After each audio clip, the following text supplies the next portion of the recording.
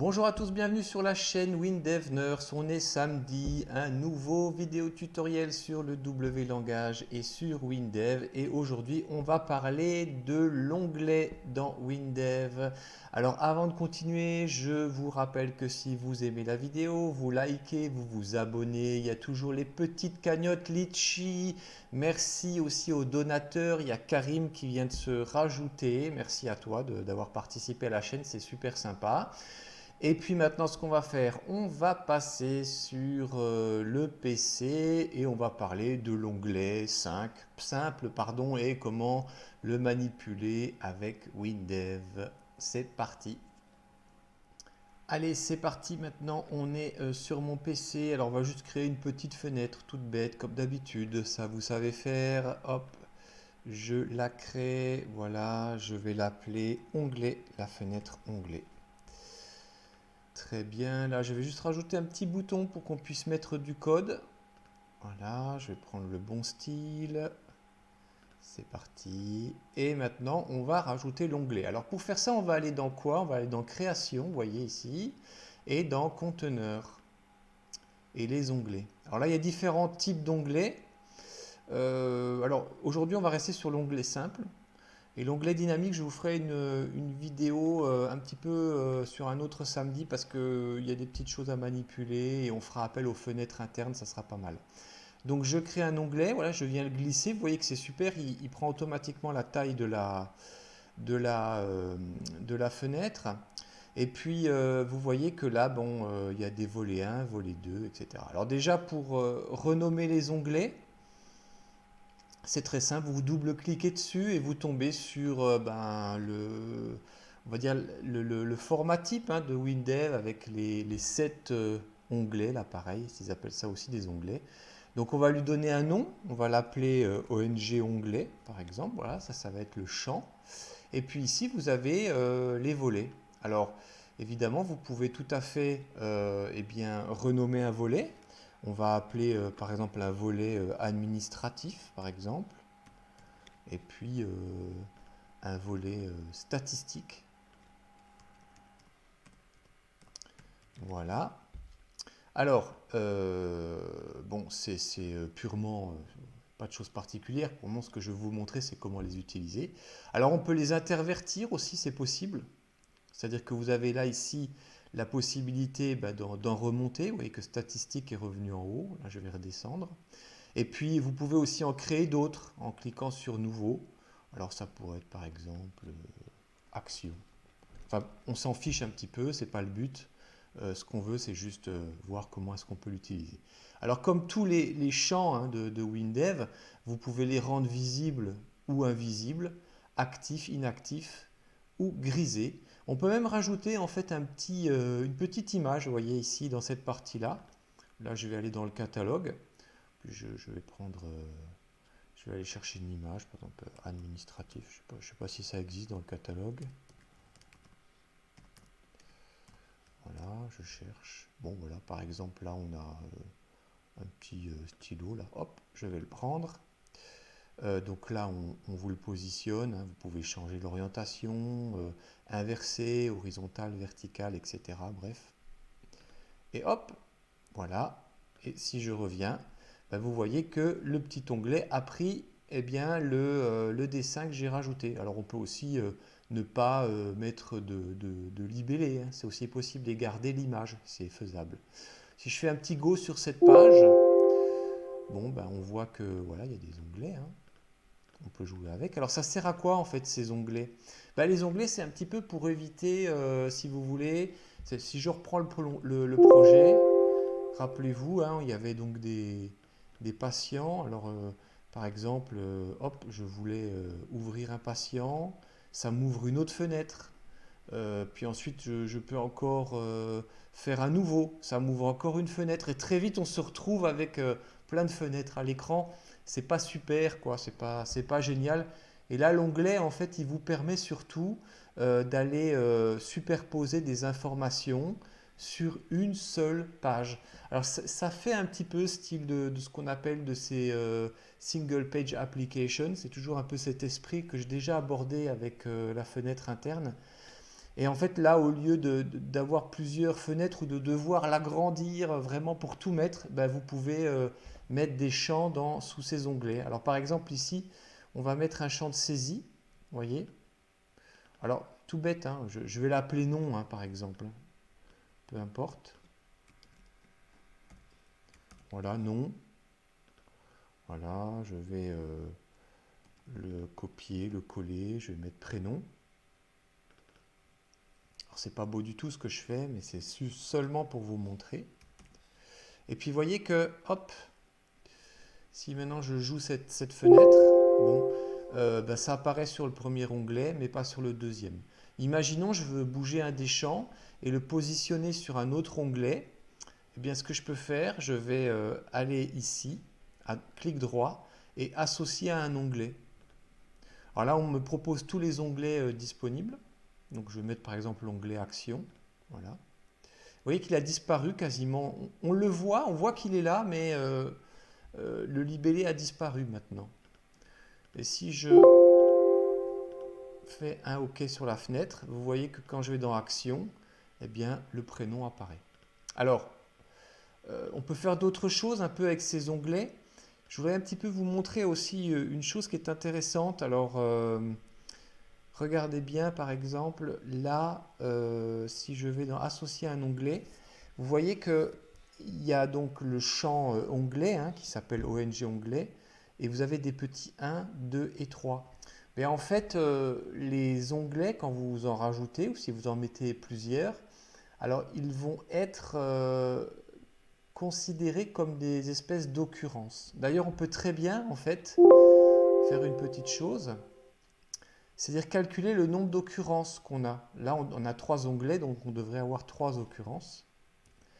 Donc je vais faire par exemple, bon, je vais appeler ça occur est un entier. Voilà. Et puis je vais dire que la valeur n occur, c'est égal au champ onglet ong.occurrence.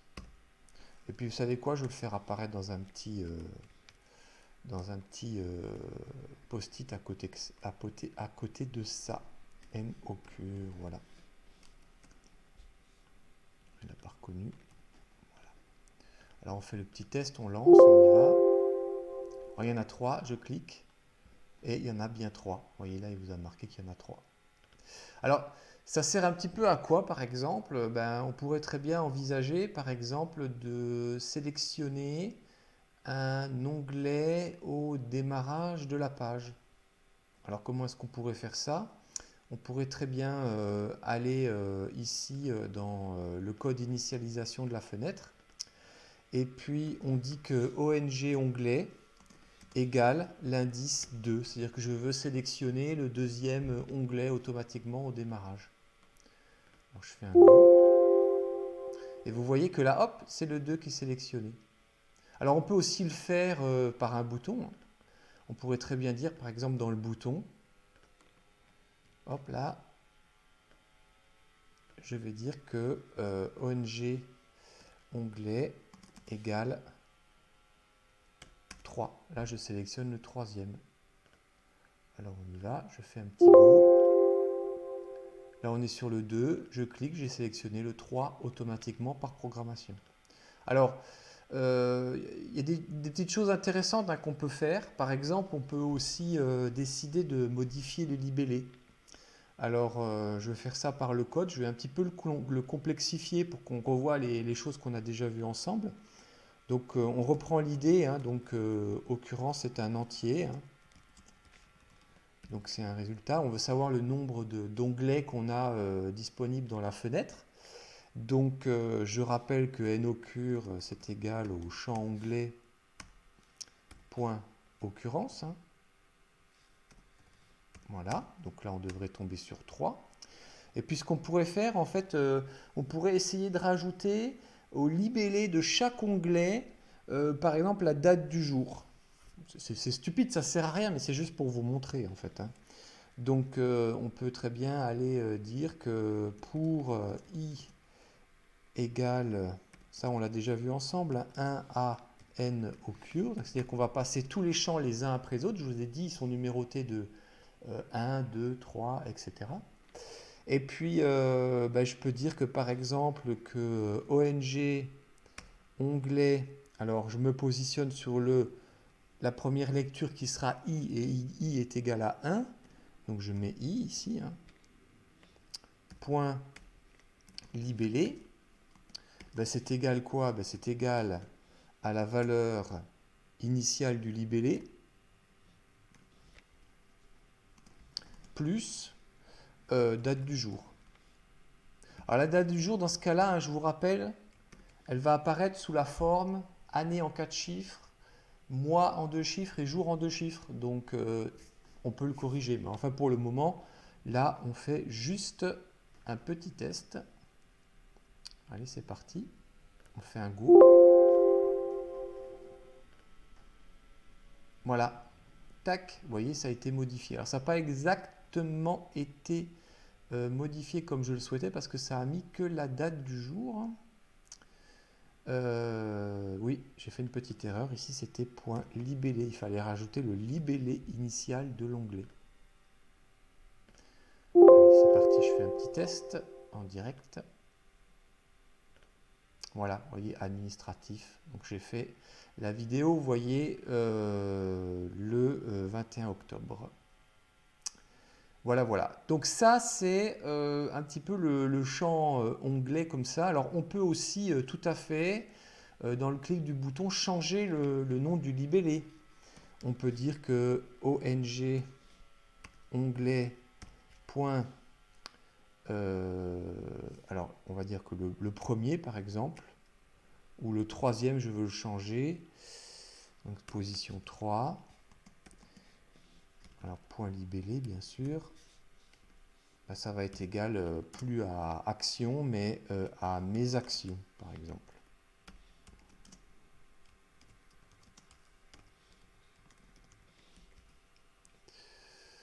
Alors, petit test, on y va, c'est parti, je clique et là hop, mes actions, vous voyez ça a été modifié ici. Alors, il y a plein de fonctions en code WLangage pour les onglets. On peut aussi mettre une autre valeur. On peut dire que couleur de fond égale rose clair. Tiens, allez hop, je mets une couleur de fond. Vous voyez, onglet 3 couleurs de fond égale rose clair. Je fais un petit go. Hop là. Je clique là, on voit rien. Je clique ici. La couleur de fond devient rose clair. Alors, ces fonctions, en fait, vous allez les trouver dans la documentation de PCsoft. Par exemple, sur les propriétés associées à un champ onglet. Alors, on peut faire plein de choses, hein. On peut le rendre actif, grisé. Alors, grisé, c'est intéressant, par exemple. C'est en fonction de l'utilisateur qui va se connecter sur votre application. Eh bien, on peut par exemple l'empêcher d'agir ou de voir un onglet. Et on peut appeler des fonctions comme, allez hop, là je change, point. Si je veux le rendre invisible, par exemple, l'onglet 3, et on met une fonction égale faux, parce que visible, ça renvoie vrai ou faux. J'ai mis vrai, c'est faux, pardon. C'est égal à faux.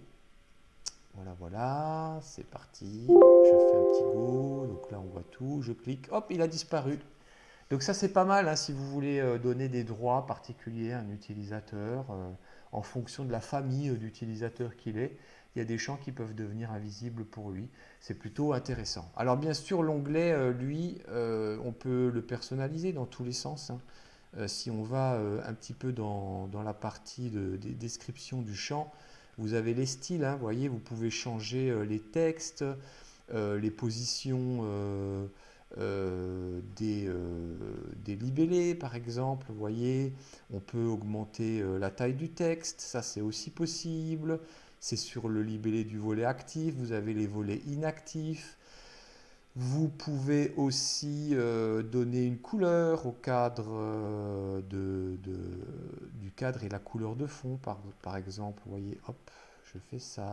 Voilà, ça c'est le cas. On peut vraiment faire beaucoup de choses.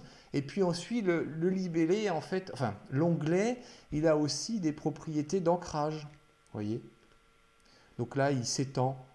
Alors bien sûr, il faut penser que quand vous faites ça, il faut bien imaginer que il va falloir peut-être donner des propriétés d'ancrage à l'intérieur de l'onglet et au champ que vous voulez utiliser. Parce qu'évidemment, si là, j'ai pas mis d'ancrage sur l'onglet, hop, je suis sur administratif, là j'augmente, vous voyez qu'il ne bouge pas.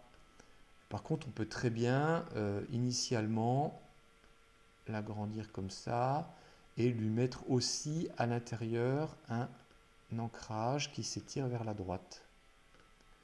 Là, on fait le test. Et vous voyez que là, hop, ben voilà, il s'étire vers la droite. Alors voilà pour le champ onglet, il n'y a pas vraiment de grande complexité à l'utiliser, ce champ. Vous voyez qu'on peut le manipuler par programmation relativement simplement. On peut facilement allouer des boutons, éventuellement des graphiques.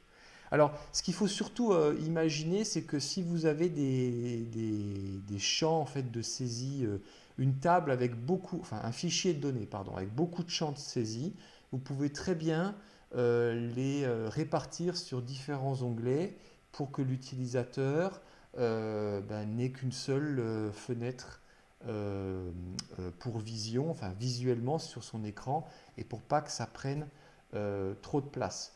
Alors bien sûr, vous pouvez aussi allouer, par exemple, dans la description des champs qui sont à l'intérieur de vos onglets, exactement les mêmes fonctions que les champs qui se trouvent dans une fenêtre, c'est-à-dire que vous pouvez tout à fait forcer le remplissage avec une saisie obligatoire, vous voyez, pour passer à l'étape suivante ou éventuellement pour faire un enregistrement de données dans un fichier en arrière-plan.